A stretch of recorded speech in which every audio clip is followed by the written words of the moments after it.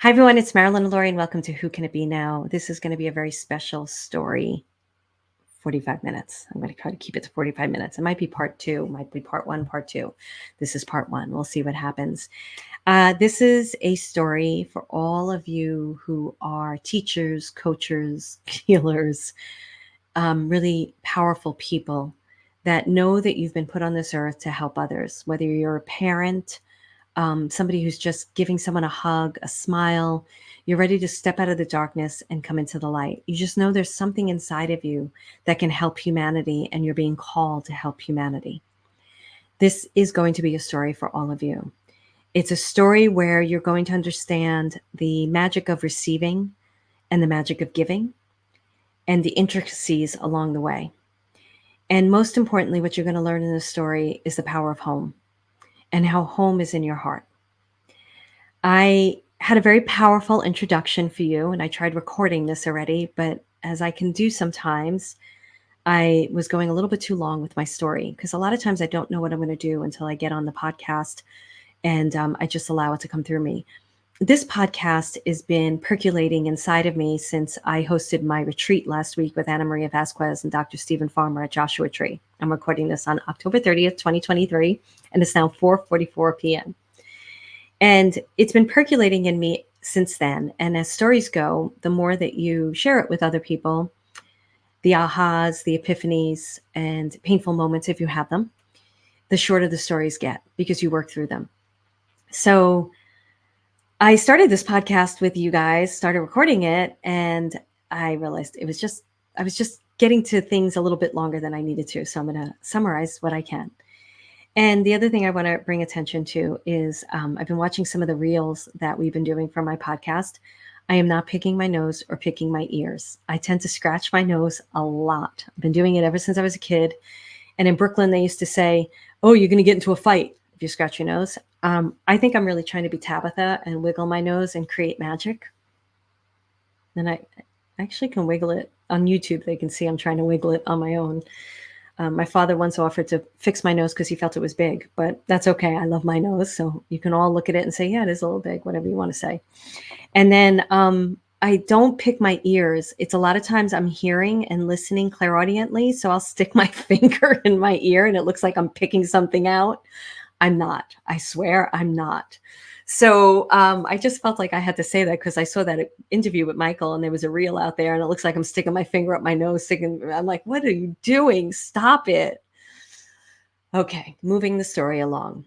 So we just came back. I just came back from doing this retreat, hosting this retreat, and it was an incredibly magical experience. I don't like Joshua Tree. I will be honest about that. I'm not a desert person. I am woods, trees, rivers, creeks, lakes, ocean type of person. I need greenery. But that in and of itself was a great experience, just being in a place where their landscape was something that doesn't really do anything for me, to be honest with you. But I know the desert has magic and the place itself actually has a really great energy. So it wasn't depleting. It was actually very energizing in a beautiful way. So before I went, I want to talk about, because you're going to see how this all leads to home. I want to talk about boarding situations. So when I first moved to Marin, as many of you know, I didn't know anybody here. So I had a very, very difficult time finding boarders. Never even thought that that would be an issue because in LA, I had this amazing woman who loved my dog so much.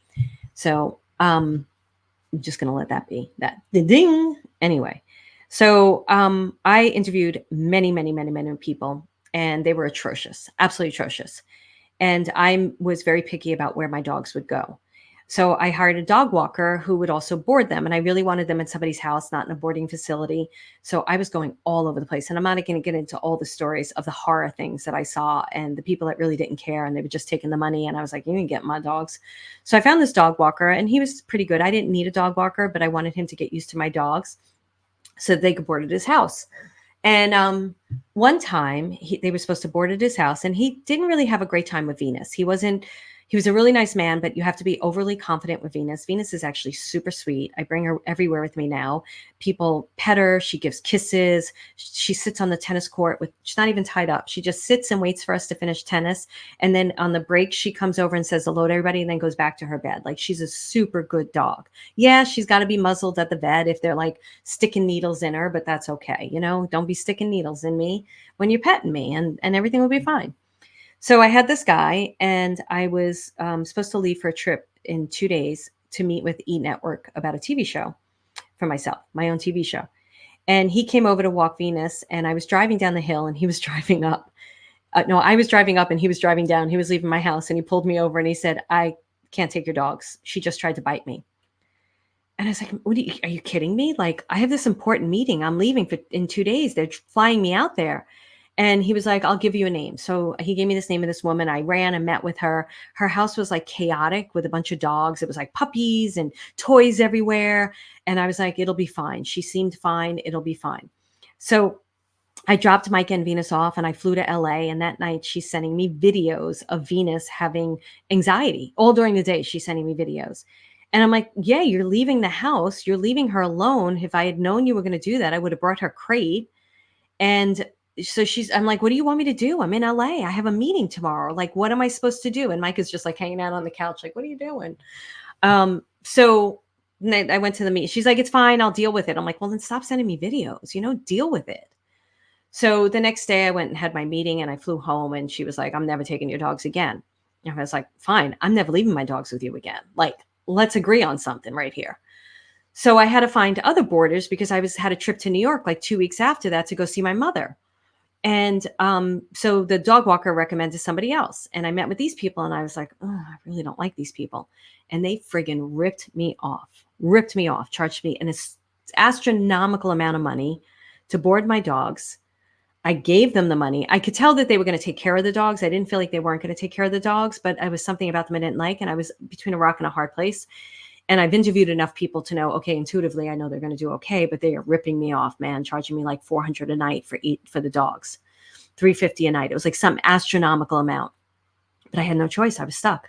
I was so upset after I wrote them the check that I was driving and I had to pay them way ahead of time. I was driving and I got pulled over by a cop because I went through a stop sign and I was speeding. Like I was doing 35 and a 30 speed thing. And I was crying. And the cop was like, all right, I'm just going to give you one ticket. I was like, thank you.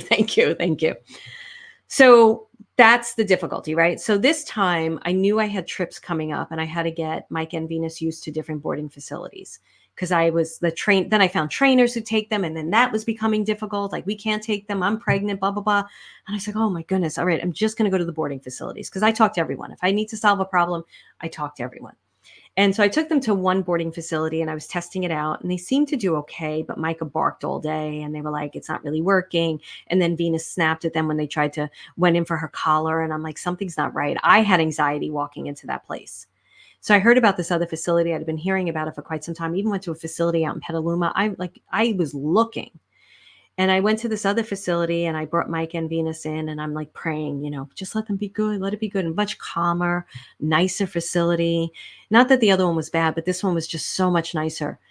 And I went and picked them up and they got a report card, both of them. And it was like, excellent. They did great.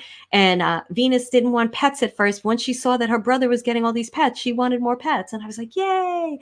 So Micah passed right after that, pretty much right after that. They sent me a card.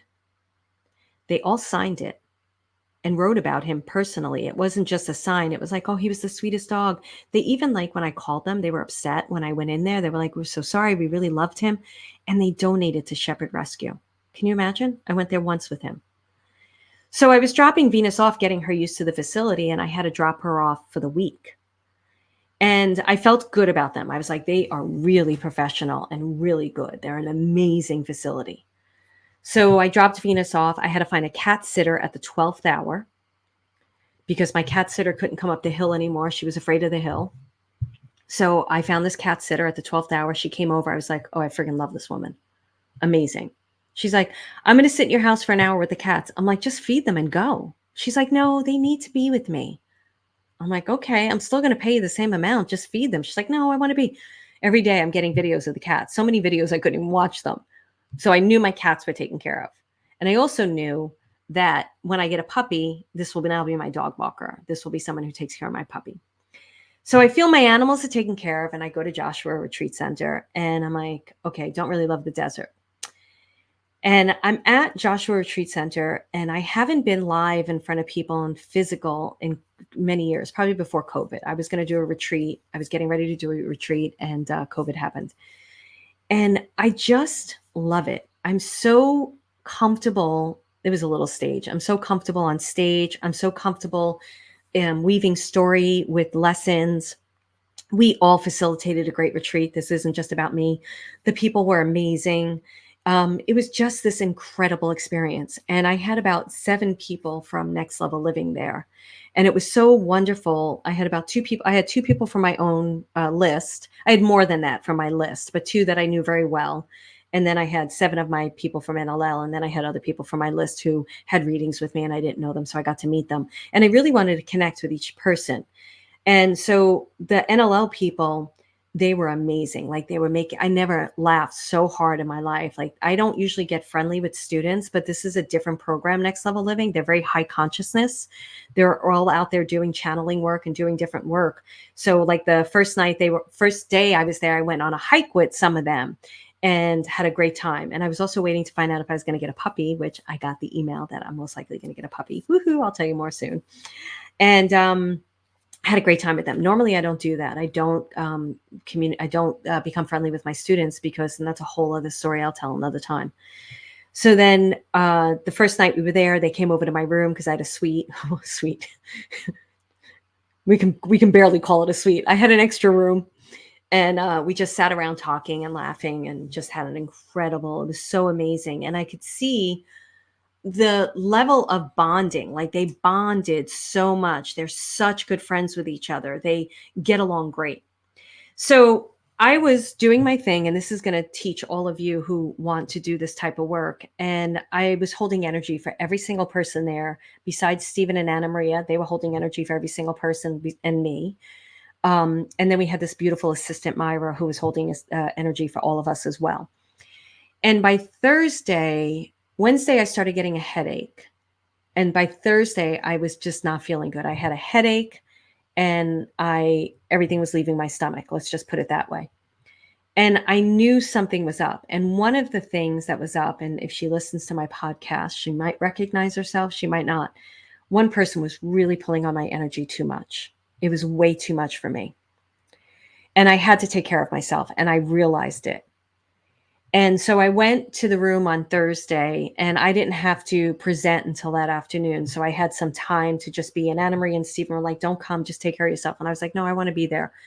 And I sat down and was just sitting and watching things. And this person came over to me, and I put my hand up and I said, don't. I'm not feeling well, and I can't do this right now. And I share that with you because you have to have boundaries. There comes a time when you're a spiritual teacher that people will really pull on your energy. And you have to know when to say, enough already, no more. And I did. And she left me alone for the rest of the time. She got the hint. And at the very end of the closing circle ceremony, we hugged and kissed. And that was it for me. Because that kind of energy, that neediness, I don't do well with at all, because I don't have needy clients. I don't have needy students. My students are very self-sufficient. My students, I can't even call them students. They want to be called the posse, the possibilities. Because so there's so many stories I want to tell you. We got there, right? And Stephen Pharma has a ton of products. So his table's full of things. It's just beautiful table. Anna Maria brought her a partner with her, and he had these beautiful glass blown animals, and Anna Maria had a bunch of her books. And then there's my table with like 2 books on it, a piece of paper, and me. And I was saying to my NLL students, oh my goodness, my table is like empty. And Marianne, who's in Next Level Living, she said, it's the table of possibilities. And I was like, I love that. Thank you.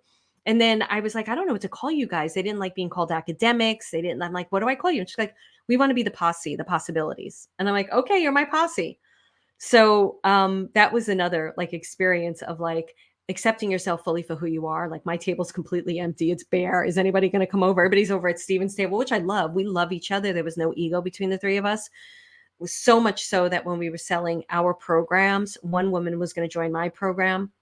And then I checked in with her the next day, and she's like, you know what, I really think, because she was kind of entering the journey, even though it's been on it. She's like, I really into plants and everything. She's like, I think I'm going to go to Anna Marie. And I said, good for you.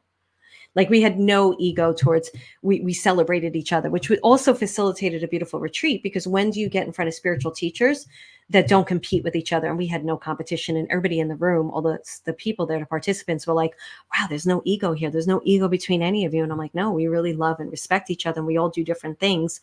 And we know that what's ever best for you, whichever one of us is best for you, or if there's somebody outside of us, that's what's best for you. So the table of possibilities was there and empty. I'm going to share one other thing. There's more things I'm going to share with you. I'm going to share the whole thing. But one of the things I realized on this trip, and I've known this about myself, but it became amplified, is how sensitive I am to energy. I am so sensitive to space and to people and to energy, period. I am sensitive to bottles. I'm as sensitive to anything. I am so energy sensitive, but not to a place. Look at me, I'm playing tennis. I'm like out. I talk to people. I'm like, I don't shy away from my energy sensitivities. I know some of you can't even be like around people, and you've got to learn. I feel like you got to learn how to do it, because you have to live.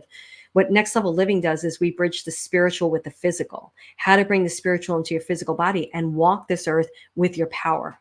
And that's not an ego statement. Everybody's powerful. So when I went into the room, I was like, holy mackerel, way too many freaking ghosts. And I forgot to shut down the room because I was so busy. I usually start shutting down the room like 2 weeks before I go to a hotel or something. And I didn't do it. So I'm in the room and I'm like trying to shut it down. And I'm texting Steven, and Steven and I hung out a lot together. And he was like, I'll say some prayers and stuff. Are you okay? And I'm like, I don't know. This is really hard. And I got to sleep that night. And then the next night when I was sleeping, I actually had a ghost on me, hugging me, touching my boob. I kid you not. And I was like in a deep sleep. And I was like, dude, get off of me right now. Get off of me right now. And I finally shut down the room. I was there Monday night, Tuesday night. And I think that happened Wednesday night. And I shut it down by Thursday. So it took quite a few days to shut it down, because the room was so heavy with, energy from all the people there. It's a vortex. There's like 11 vortexes on the property.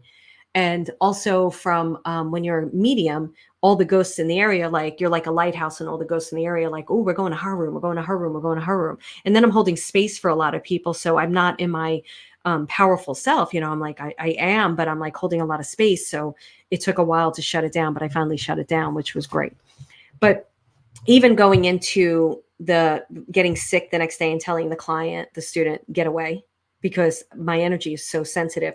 And then Steven does a lot of shamanism work, and I respect it completely, but I can't participate in a lot of things. So when he was doing a healing circle, I told him, I can't participate. Do you mind? And he was like talking to me a little bit, but we respect each other so much. He's like, no, it's totally fine. I understand it. I said, I'm so sensitive to energy.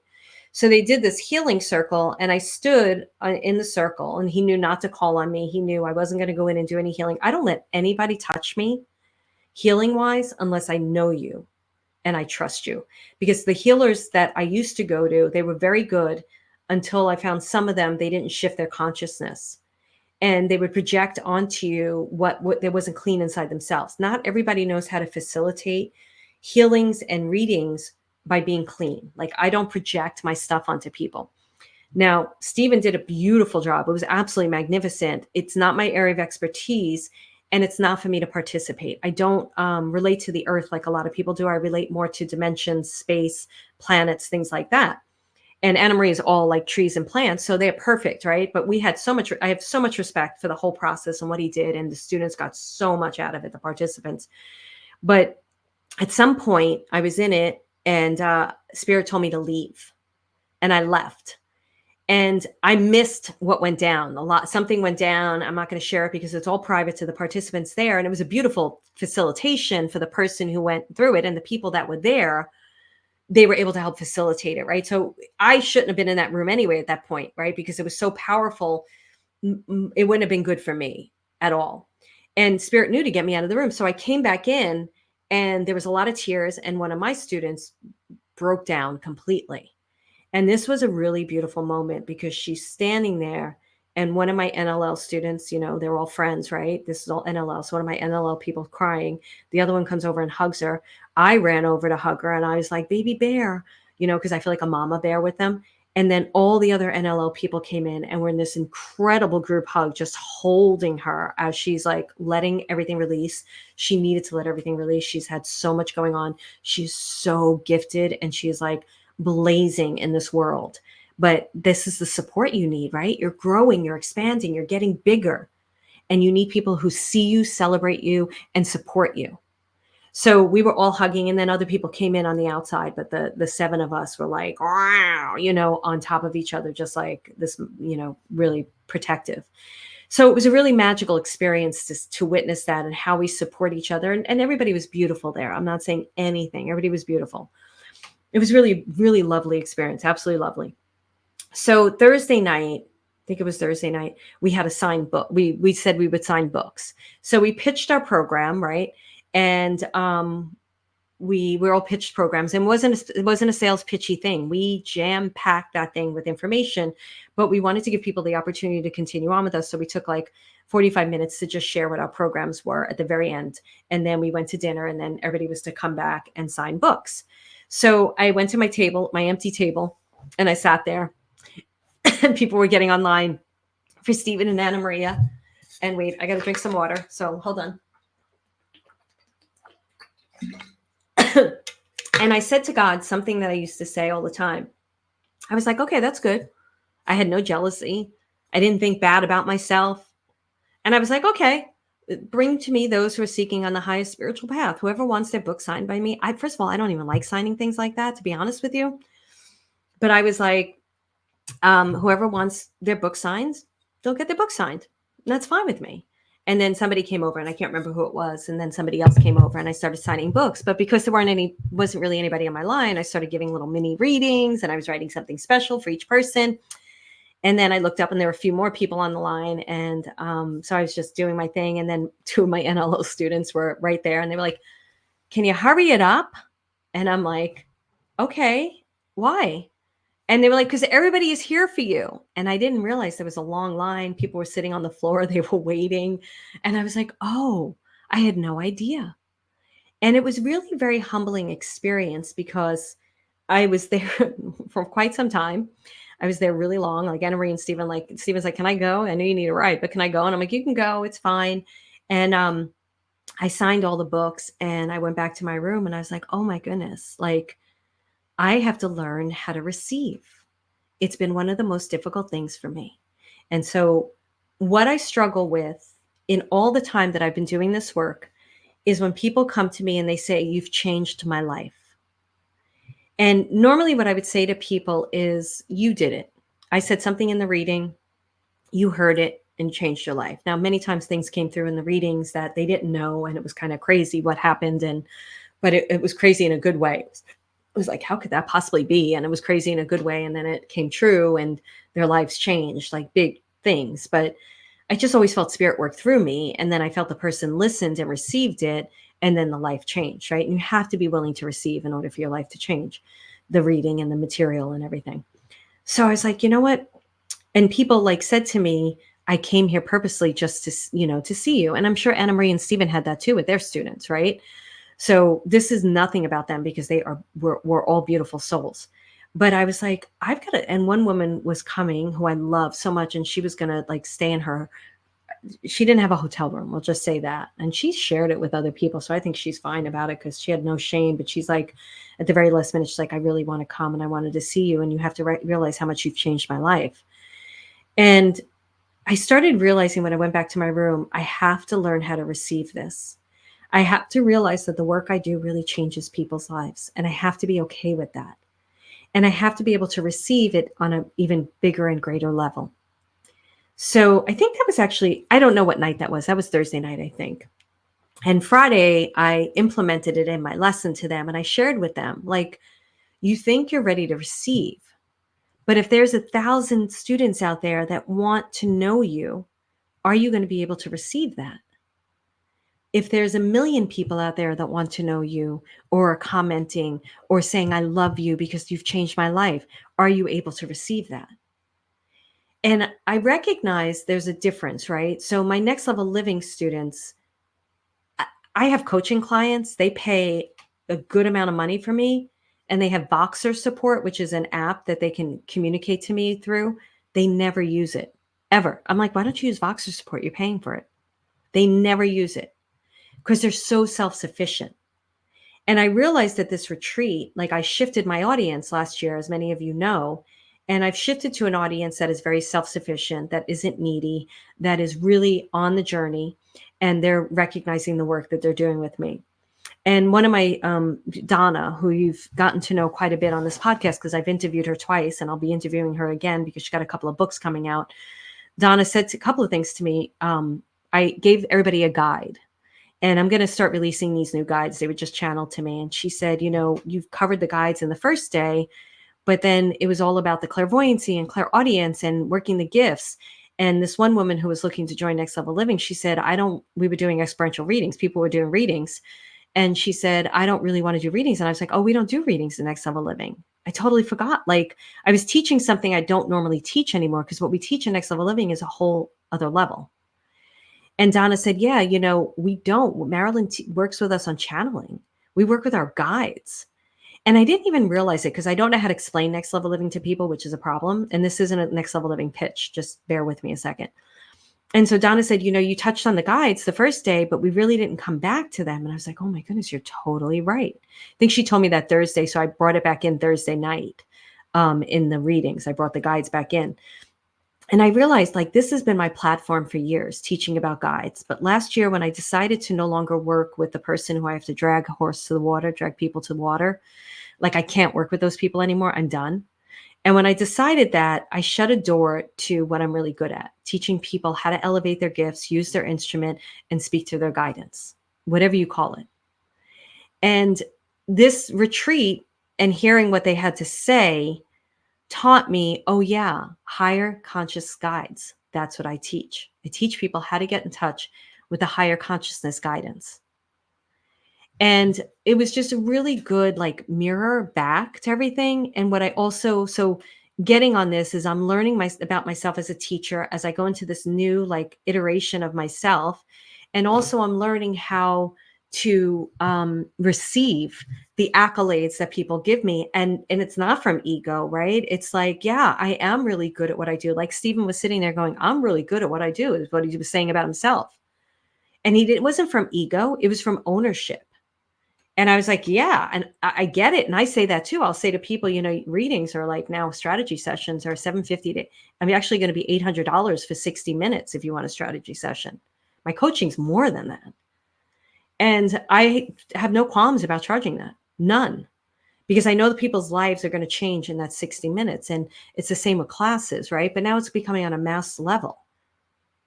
And people are acknowledging things that I write and stuff like that. So I'm like, okay, I have to learn as a teacher how to receive and be grounded in it and open up the door even more to receive even more. And I will tell you that I've seen people do this, spiritual teachers, they go into an ego state, or once they start, doing super well, they lose touch with reality, or they lose touch with people. My therapist said something to me, and I'm sharing all of this because I'm hoping that you see something in yourself. It's not only about me, it's about you. And that's anytime I share my stories, I shared a lot of powerful moments with people that they came up to me individually and I said to at one point, you may not want to continue with us, which is fine with one of us, but I do not want to see you 6 months from now in the same place you've been in, because I see that over and over and over again when people don't join a program. They don't have accountability. And then they're in the same place when I see them a year from now. So you are not allowed to be in the same place 6 months from now. And this woman came up to me. She said, when you said that, man, it really shook me. Still didn't join my program. But you know what? I'm not going to drag horses to water. I just can't do it. Right. And then she was great. She was a wonderful person. They were all wonderful people. And then there's different things that I said that were very powerful. So I knew when I said this about the receiving, they heard that too. And that's what I hope for all of you. So it's really important for me because I see this with a lot of these spiritual teachers. They lose, like I said, they lose base with humanity. So a couple of weeks ago, I finally found a therapist, as we all know, that knows how to work with intuitive. She's an intuitive psychotherapist. She is a therapist, and she really works in all these different realms. And so I feel very, very supported in where I'm going, and I feel like she's great. And she said to me before I went on the retreat, she said, "I want to thank you for all the space you hold for humanity. You deeply love humanity." And I can't remember exactly what she said, but she really saw me in that moment. She's like, "You love people so deeply. And I really want to thank you for that, for how much you care about all of us, because you do." And I was like, wow, thank you. I didn't even say anything because I had to receive that. Right. And then when I was at the retreat, I came to tears a few times. And a couple of the times was, I wish you all could see what I see in you. I see the power. I see the gifts. I see the magnificence. I want you to sit in it. I want you to be it. I want you to stop hesitating, going out and doing whatever it is you do. Lead with your heart. And it doesn't mean you have to have a full blown business. Leading with your heart means having richer relationships. It means self care. It means taking care of yourself. It means having fun, joy, having a bigger and greater life. I don't want to hear, I'm 67, I'm 75. Who cares? You can have that life at any moment. And so there was a few moments when I was really at tears, and this woman who was thinking of joining Next Level Living, and we were talking, and she said, my mother and I'm actually talking to the mother too. My mother and I see how much you really love people. And I can tell you, and how much you care. And somebody even said to me, you're so sweet. And I used to have such a hard time when people said I was sweet. I'd be like, what do you fucking mean I'm sweet? Fuck you. I'd be like, can't tell me that. But I'm learning how to drop my guards. I'm learning how to be more vulnerable. I'm learning how to be more transparent. I'm learning how to be in my heart more. I'm learning how to love fully. And it feels wonderful, absolutely wonderful. Another woman who's very sweet came up to me, and she's actually a working psychic and was a participant, and so respectful, so sweet. We were also respectful of each other. And she said, she started giving me unsolicited readings, which I don't really like, but she was very sweet in her delivery, that I didn't say anything to her. And I could tell she cared. And she said, your emotions are all up at the surface. And she was kind of like telling me it's okay. And I'm like, yeah, I know it's okay. I'm letting my emotions out. I'm letting people see my vulnerability. I'm done with hiding it. It's what's making me even more magical. It's what's making me have a more magical life. It's okay to be vulnerable. I think we protect ourselves so much, and we're not supposed to. We're supposed to lead with our heart and our vulnerability. So moving the story along, it was an absolutely incredible experience. I loved everybody there. Not everybody was right for Next Level Living. So although I made the pitch to everyone, I didn't make individual conversations with people because I just knew there were people that would not fit in that program. They weren't ready for it. I don't want to say it that way because everybody's on their own journey, and that sounds like I'm better than you. It just wouldn't have been the right program for them. How's that? But the people I did talk to and did meet with, and some are meeting with me next week, I think that most of them will be great for it. I don't hard sell this program. We have to sit and make sure it's the right program for both of us, because I'm even more protective of this energy. When I saw these women, they went on, they left the retreat and went to another place. They stayed together. They're like, Marilyn, please have retreats just for us. And I said, well, I want to do that, but I want to invite in other people too. And then you can facilitate and show things that you guys do, because you're channelers and you're healers and you do art. You're like all incredible. Like, we have scientists and vets. People don't understand that. People aren't in there just to be readers. There's very few. People are living their life, and they're learning how to live a fuller life. And I don't know how to get this message out, right? And that's the other thing I'll share in a second. But they went off, and now that I saw how they are, like, one of them said to me, she's so beautiful. She said, I want to thank you so much for how much you care about our group, that you just don't let anyone in. And I was like, no, I'm not going to. Plus, it wouldn't be fair to the person, and it wouldn't be fair to you guys, and it wouldn't be fair to me. I'm done with, it's not mass teaching. This is teaching I can hold a big container for sure, because I know how to do that. I've done it before with 400, 500 people in membership, 450, I think is the highest we had at one point. And I know how to make everybody feel touched and felt, but it's the right people for the right moment. It's got to be right for the people too. So there was another story I was going to tell you about that. But so watching that, knowing that, I know what I was going to tell you. Being able to describe what you do. I don't know how to describe what I do. So during my telling them people about next level living, I only did telling you, we only did it one day for like an hour. They would jam. Everybody was like, "Ah, can we have more breaks next time?" Because we jam packed them with incredible teachings. Incredible. We heard plants sing. Anna Maria had a plant sing. It was just amazing the work that we did. And but the day that we shared and I shared about next level living, I let my students, my posse, stand up and tell their experience. And I had to receive again. I had to receive what they said. And they were like, Marilyn sees us. Marilyn hears us. Marilyn celebrates us. She doesn't let us hide. And I wish we recorded it because I was like, oh man, I got to interview you guys so I can rewrite that product page because I don't even know how to explain this program. So it's not the Marilyn show right now. I'm just sharing with you from a very transparent place as a teacher, my own lesson of, wow, I'm changing people's lives. Can I accept that? Can I accept that about myself, accept that about my work, and celebrate it and get it even out to more people? Yes, I can. So I had all these experiences, and I have a big support system. You need a support system, right? I have the therapist, right? I have my higher self. I have my guides. I have the people in NLL to reflect back to me. They were giving me feedback on certain things, and I was like, great, give me the feedback and what worked and what didn't work. And it's really wonderful how they share. It's never like, nah, nah, nah, nah, nah. Like they don't complain, they laugh, and they're like, this is it. I had Stephen and Anna Maria there, and we're friends and stuff. And Stephen and I really bonded because he picked me up from the airport and dropped me off, and we had breakfast together and just laughed a ton. There's a whole woodpecker story I'm not even going to get into. So when I was leaving, I was at the airport, and I was in the airport, and I went into the bathroom. I didn't share this on Facebook when I wrote about it. And I just stood in the stall thinking about going home, and I started crying. And I was so happy to be going home. And I felt all this love inside of me for going to my home.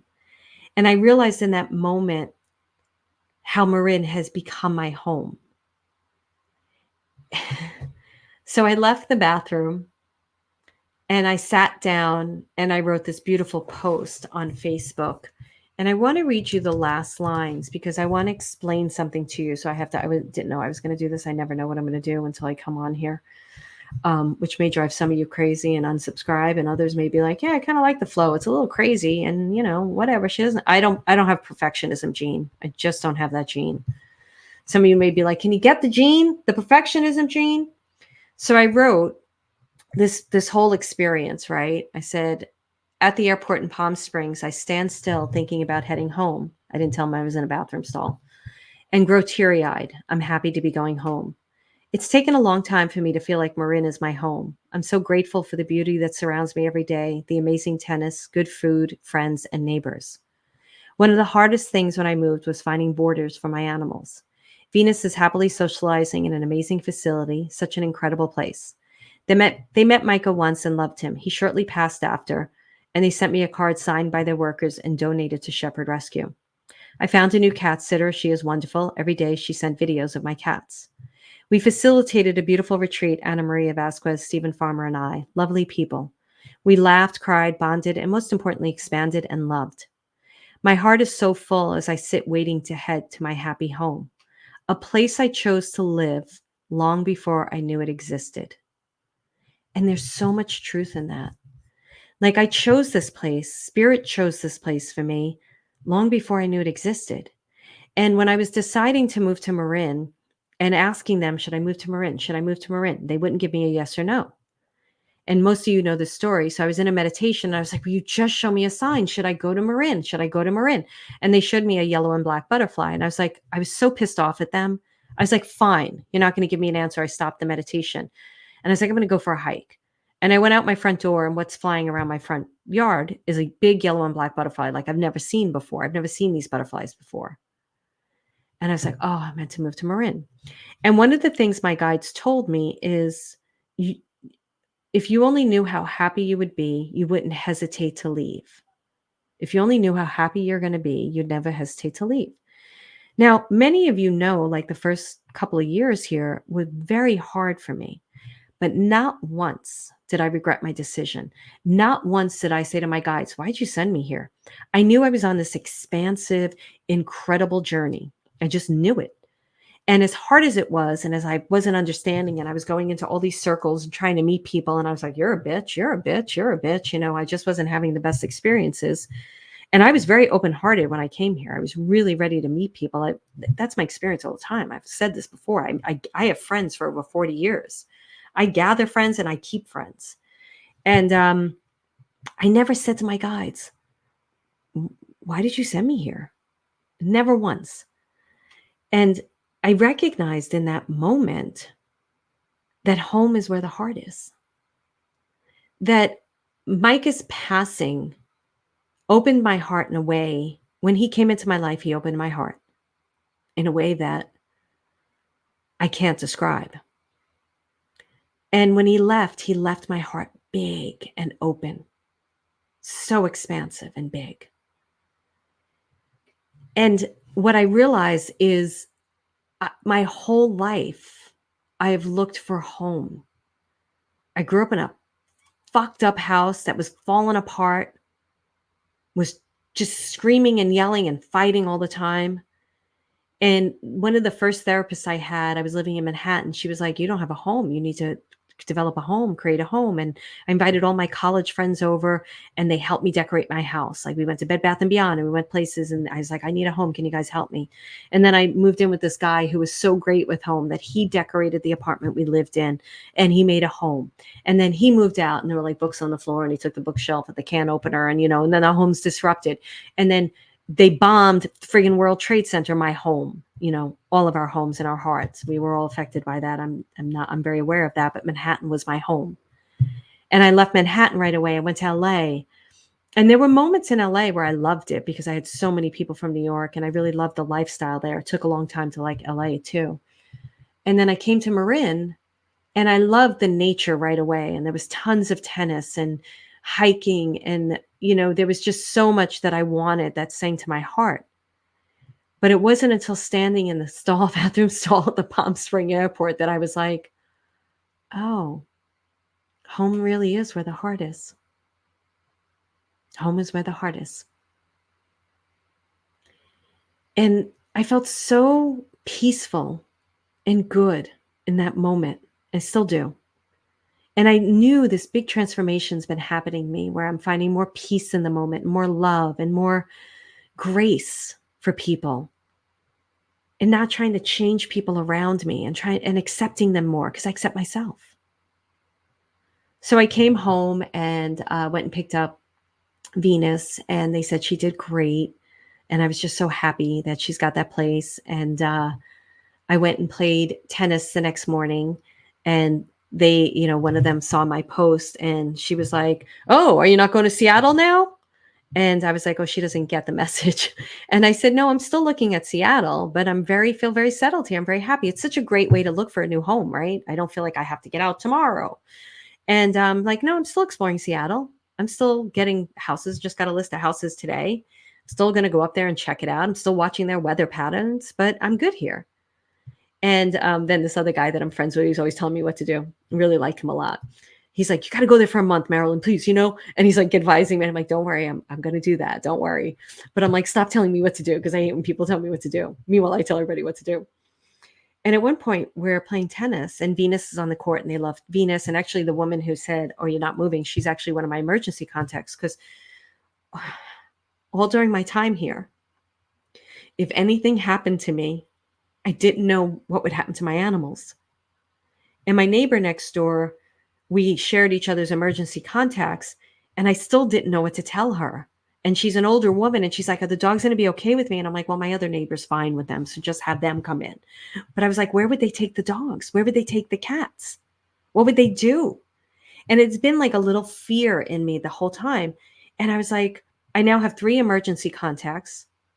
3 women that I play tennis with. I contacted all of them and I said, would you mind being an emergency contact? Come in and get my dog. I have a cat sitter now. And I said, you would just take them to the facility that they go to. And they were like, yeah, don't worry about it. And then one girl who I play tennis with, she felt so honored to be asked. And it was so sweet. And so I gave the information to my neighbor, and so now she doesn't have to worry about it. She just would call one of them. They would come in, and Venus knows them all. Venus loves them. And then when I get a puppy, I'll have the cat sitter who will be the dog sitter, and then puppy will be used to the facility because I am getting a puppy. And I was like, oh my goodness, like everything's fine. So I'm sitting on the tennis court. It's a beautiful day in Marin. I'm having great fun. This is a group that I play with every Sunday. And I just stopped and I said to them, I love you guys. And they don't know what to do with me because one minute I'm yelling, the next minute I'm expressing my love. And I just looked at them and I said, I really love you guys. I love you. And then I just played because they didn't know what to do with that. And it didn't matter. They of course received it. You know, we all acknowledged it, but it wasn't like, I love you too, Marilyn. And I didn't need that. I didn't say it for that reason. It's an unspoken truth with us. And it might be a different love. It might be a love where you don't understand. I'm not going to have deep spiritual conversations with you, but I don't need to. I don't need to have those conversations with you. That's what I love about tennis. We don't have to have those conversations. I have another client of mine and she plays tennis and we totally relate. And I can't wait till she gets her book out there. And I'm like, please do a podcast. She has such a great take on the dynamics of tennis that are going to help everybody. Like she's such a phenomenal person. And we talk about it all the time because we relate to it. And we both agree that we like the tennis court because it's not those deep spiritual conversations. We get to be silly. We get to be angry that a shot didn't go in. We get to be mad at ourselves because we did something that like, oh, why did we do that? And then we get to look at our own human behavior and be like, why are we yelling at ourselves? You know, it's always like, Marilyn, do better than that. Or, you know, focus. And it's all this human behavior and it's totally okay. So that's my story. My story is, and I'm going to give you 3 points. My story is learn how to receive. Learn how to receive so that you could step in your power and be the magnificent you are. That's 2 right there. Because if you can't receive the love, the accolades, the acknowledgement that you've changed someone's life, you won't be able to lead with what you're really good at. And then the 3rd point is, because that's 2 points, learn how to receive, learn how to be powerful and in your power. Home is where the heart is.